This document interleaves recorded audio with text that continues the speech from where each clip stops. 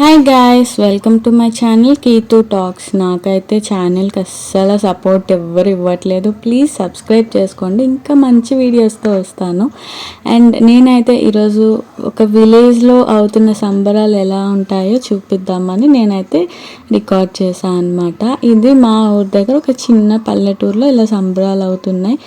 Telangana and Rayalaseema వాళ్ళకి తెలుస్తుందో తెలీదో, నాకైతే తెలీదు. బట్ ఆంధ్రాలో మా శ్రీకాకుళం సైడ్ అయితే ప్రతి ఇయర్ ఏదో ఒక ఊర్లో ఇలా సంబరాలు అవుతూనే ఉంటాయి అన్నమాట. ఇలా ఇంకా ఊరంతా లైటింగ్స్తో నింపిస్తారు అండ్ ఎగ్జిబిషన్ పెడతారు. మేమైతే మెయిన్గా వెళ్ళేది ఎగ్జిబిషన్కి అనమాట. సిటీస్లో ఎంత థీమ్ పార్క్స్కి వెళ్ళినా దీంట్లో ఉన్న ఎంజాయ్మెంట్ అందులో రాదు. అండ్ నెక్స్ట్ ఏంటంటే ఈ ఊరేగింపు అనమాట. ఈ ఊరేగింపుకి చాలా వేషాలు అయితే వేస్తారు అండ్ చాలా బాగుంటాయి. కొన్ని డ్యాన్సెస్ అయితే చూసారా, కోలాటం వాళ్ళైతే అలా నైట్ 10 వరకు అలా వేస్తూనే ఉంటారు. అండ్ ఈ సంబరాల్లో అన్నిటికన్నా హైలైట్ ఏంటంటే నెక్స్ట్ మీరు చూస్తున్న పార్ట్ అనమాట. అదేంటో కాదు, శ్రీకాకుళం సైడ్ వాళ్ళకైతే తెలుస్తుంది.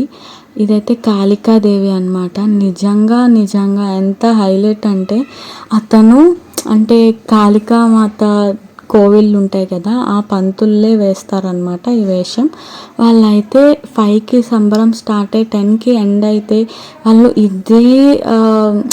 ఇదే లెవెల్ ఆఫ్ ఎనర్జీతో చేస్తూ ఉంటారు. చాలా బాగా అనిపిస్తుంది. ఎందుకంటే మనం ఒక 1 hour ఇలా నడవాలంటేనే మనం పిచ్చి అయిపోతాం. అండ్ నెక్స్ట్ అయితే ఇట్లా అమ్మవారిని అన్నిటికన్నా లాస్ట్ ఘటాలతో ఊరేగిస్తారనమాట.